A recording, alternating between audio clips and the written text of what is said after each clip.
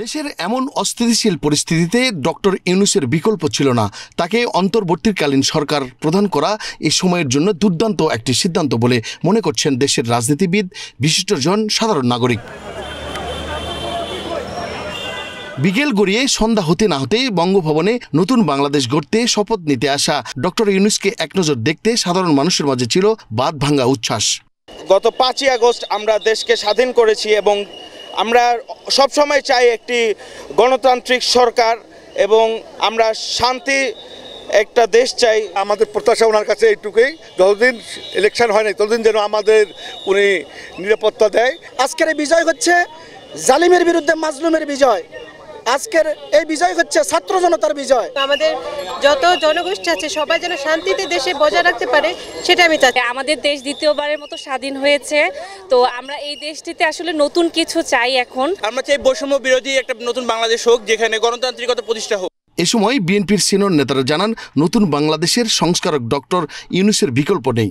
মুক্ত পরিবেশে যাতে বাংলাদেশের জনগণ বসবাস করতে পারে এবং আমাদের সাংবিধানিক, রাজনৈতিক এবং গণতান্ত্রিক অধিকার যাতে প্রত্যেকটি মানুষ সমানভাবে ভোগ করতে পারে।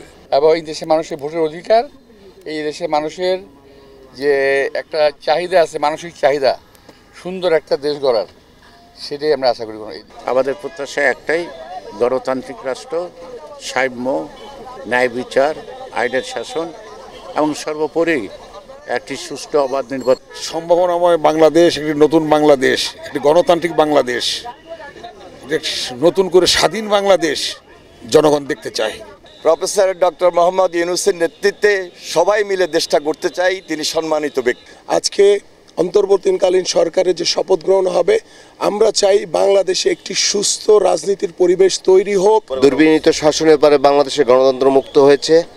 আমরা আশা করতে চাই ভালো কিছু হবে। আজকে যারা শপথ নিচ্ছেন তাদের কাছে জাতির প্রত্যাশা অনেক, দেশ অনেক গভীর সংকটে নিপতিত হয়েছে।